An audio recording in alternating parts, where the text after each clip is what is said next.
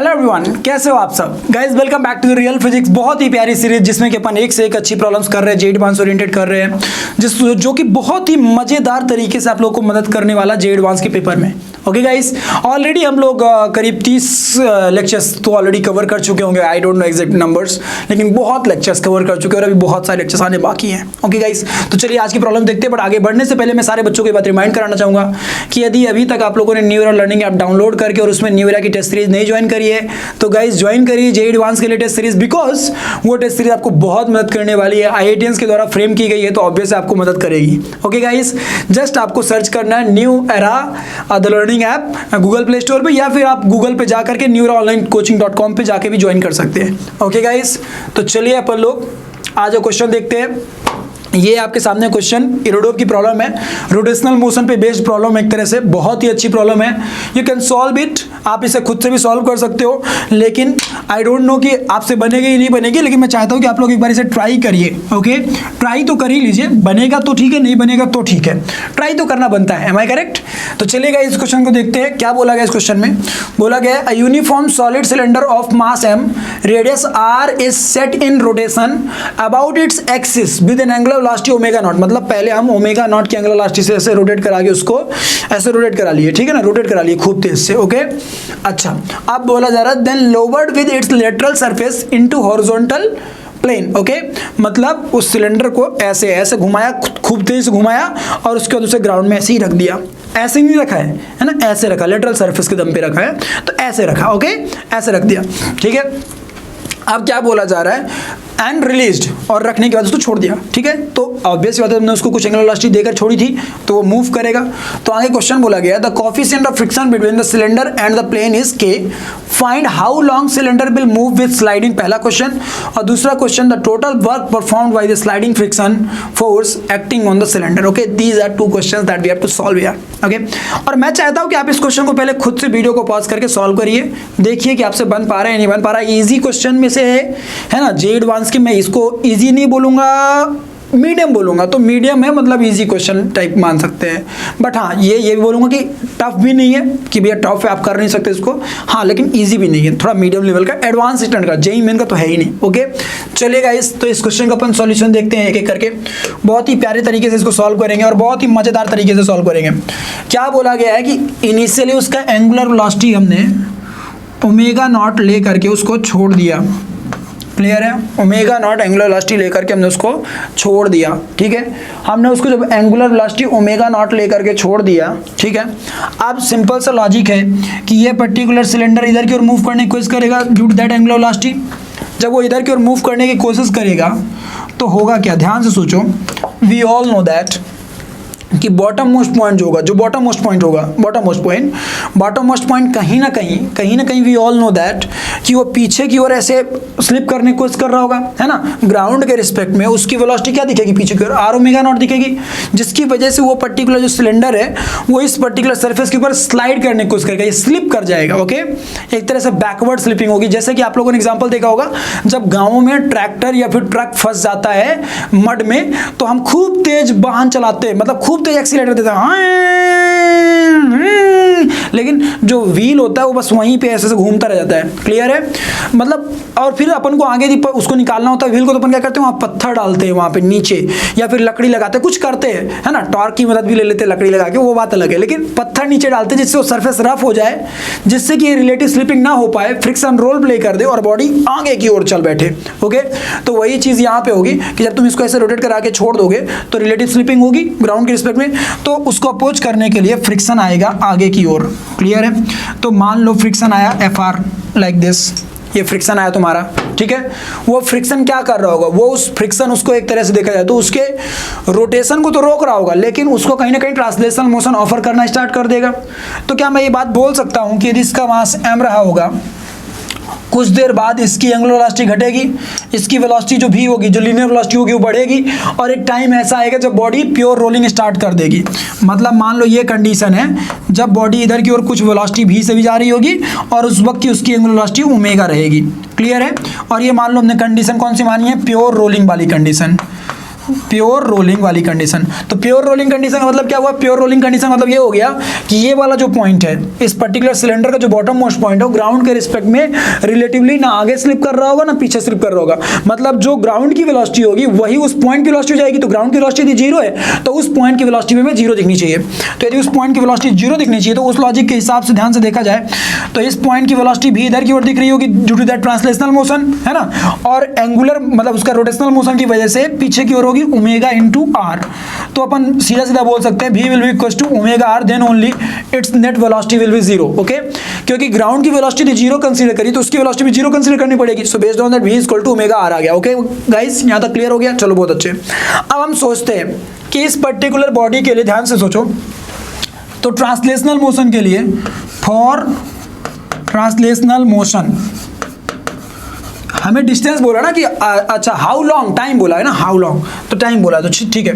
For translational motion v is equal to U plus A T होता है। So उस logic के हिसाब से final velocity at that time t, that is v is equal to initial velocity for 0, क्योंकि initially उसको बस rotate करा के छोड़ा था, कोई ट्रांसलेशनल वेलोसिटी देके नहीं छोड़ी थी, equal to 0 plus acceleration. Acceleration will be force upon mass. तो मात्र वहां पे फ्रिक्शन ही लग रहा है ना। नेट फोर्स की बात करें तो फ्रिक्शन ही बस आ रहा है। ग्रेविटेशनल फोर्स तो डाउनवर्ड डायरेक्शन में लग रहा है, तो उसकी वजह से हॉरिजॉन्टल मोशन में कोई फर्क आएगा नहीं।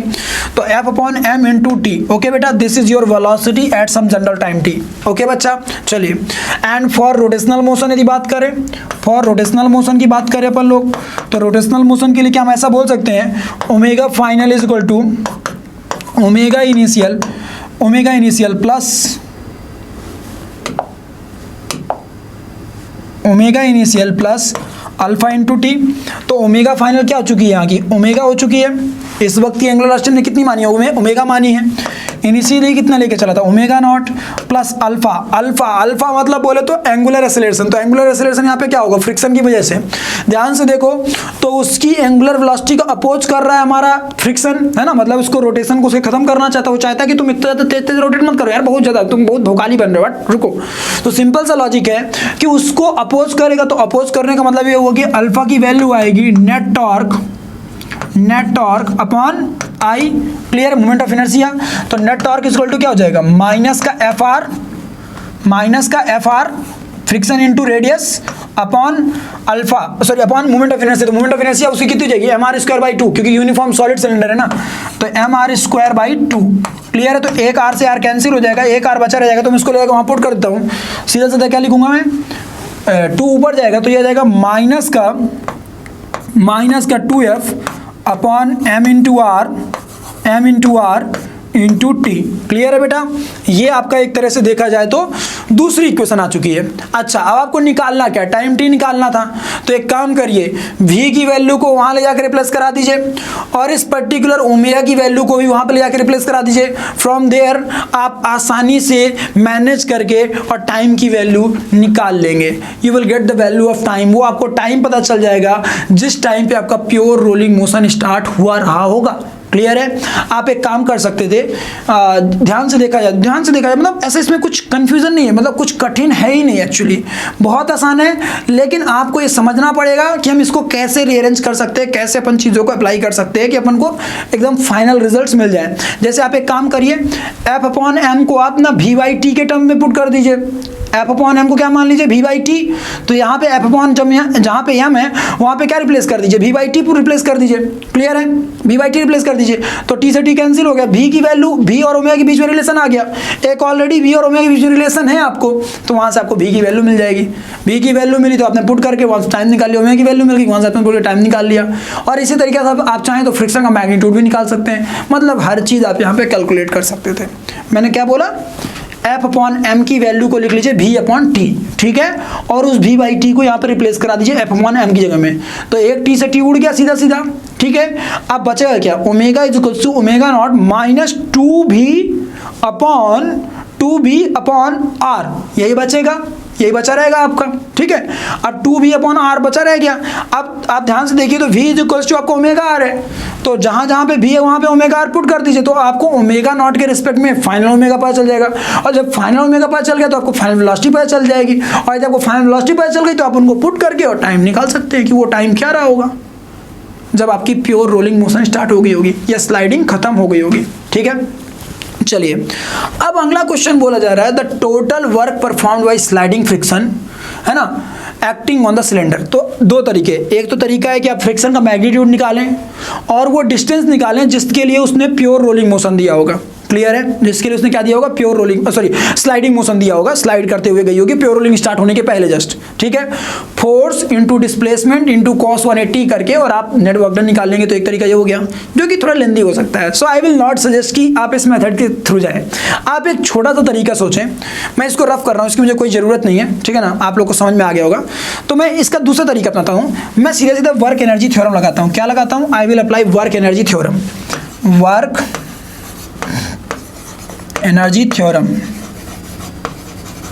वर्क एनर्जी थ्योरम क्या कहता है कि भाई change in kinetic energy that will be what, work done perform by external agents, यही होगा। आप ध्यान से देखो तो इस पर्टिकुलर बॉडी में एक्सटर्नल एजेंट मात्र कौन है? मात्र एक्सटर्नल एजेंट फ्रिक्शन है, ठीक है।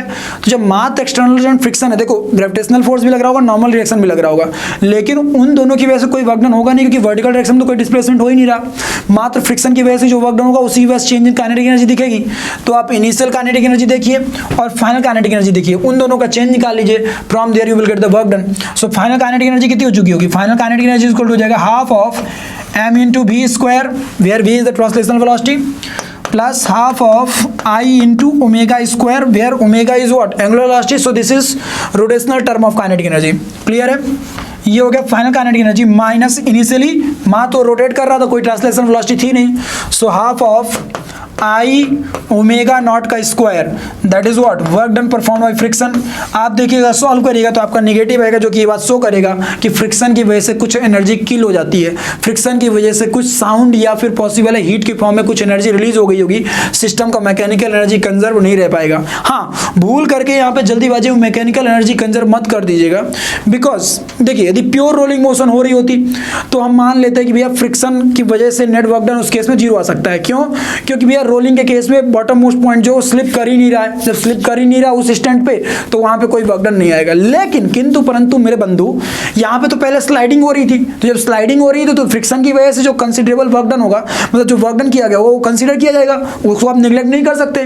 तो इसीलिए हमने मैकेनिकल एनर्जी कंजर्वेशन लगाने के बजाय हमने वर्क एनर्जी थ्योरम लगाया कि भाई एक्सटर्नल एजेंट के द्वारा जो वर्क डन हुआ होगा उसकी वजह से चेंज इन काइनेटिक एनर्जी होगा।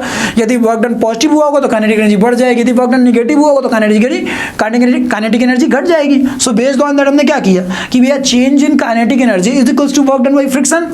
अब ध्यान से देखो तो ओमेगा और वेलोसिटी भी, इन दोनों की वैल्यूज तो आप लोग पिछले इक्वेशंस में निकाल के आ रहे हो। So from there put it here and just minus half of I omega naught square and from there you will get the value of work done performed by friction.